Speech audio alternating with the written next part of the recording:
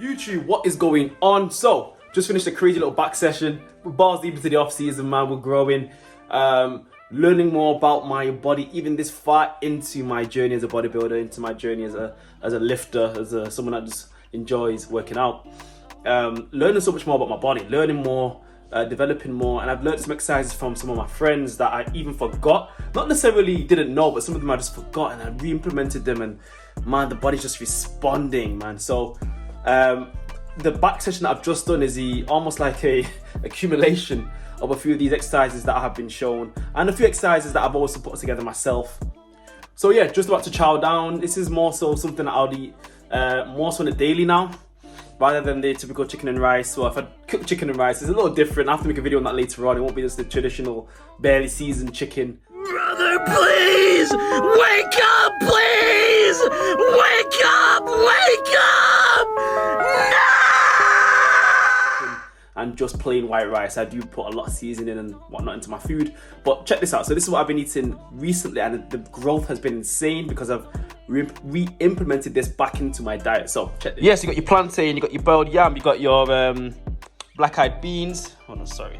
Lighting's looking a little funny, sorry guys. And you got your sauce here, maybe scotch bonnets, tomatoes, onions, with various meats inside. Not too many, but a few here and there. The point of me showing that meal and what I was eating in that particular time, to show you guys what works for me. That sort of food, there's a few other foods. My diet's quite varied. I don't just have that all day. So I have other things, but I choose foods that essentially choose me, foods that I digest very well. I cannot stress this enough. Don't eat foods that your favorite influencer puts online. If it doesn't agree with you, if your stomach goes all crazy and you start getting the bubble guts and the shits, you should keep those foods away. Those foods make you lethargic.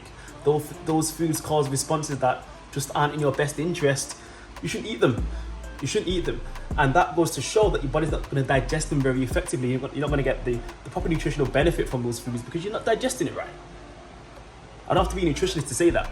So you make sure you choose foods that choose you, choose foods you can digest well, choose foods that give you energy and vitality, and you'll find this journey of putting on muscle or developing your physique or whatever it may be a lot smoother than if you just, shovel down, what are those things called, man? Weight gainers, shovel down foods that just don't agree with you because you're big, your big gym bro or Chris Bumstead eats it, or who gives a fuck? Look, just eat the foods that agree with you, and you'll find this process of putting on muscle so much easier.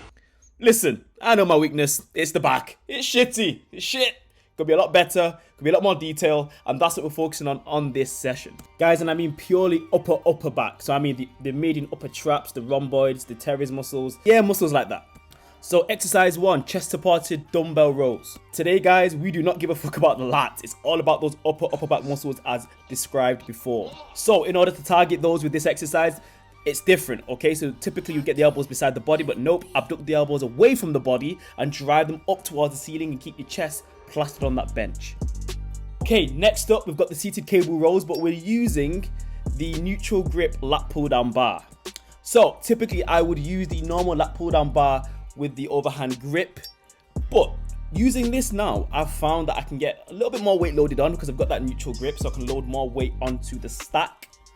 And this grip / variation also allows me to use the muscles that squeeze the scapula together, okay, for full back contraction, to engage those muscles a lot more effectively than if I just use the overhand grip with the typical long lat pull down bar.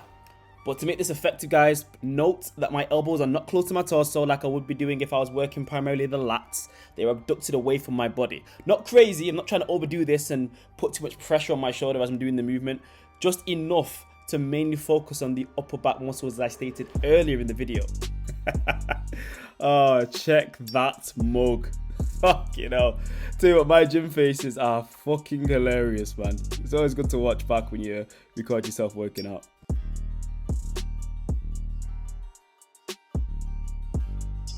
But as I stated before, guys, look what I'm trying to do. Look at my main focus. Elbows abducted away from the body, okay? But not enough to impede the movement.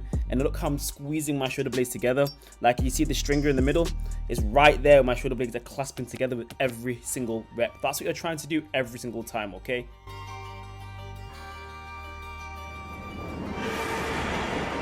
Bankai, Senbon Zakura, Kageyoshi.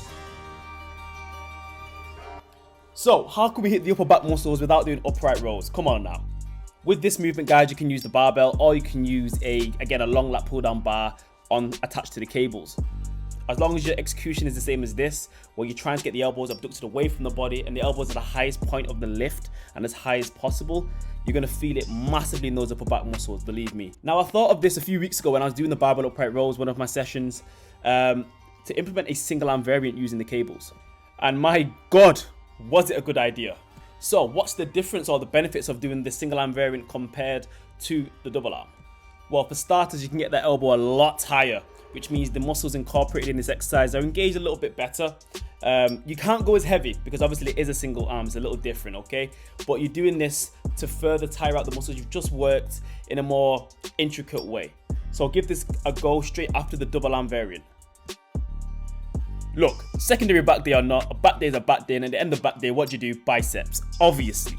So with biceps, when I do them at the end of a back day, I don't go crazy, okay? So it's usually just one exercise and I just go in on the exercise. So I've done 4 sets of 12 to 15 reps. Rest period was real short, under a minute, probably even under 45 seconds every single set, just to keep the intensity high so I'm not wasting too much time at the end of my session in the gym. Guys, I hope you enjoyed the video. I hope this video helped you gain that nasty upper back that I'm trying to get. If you did like the video and the content in this video, please like, share, and subscribe to your boy.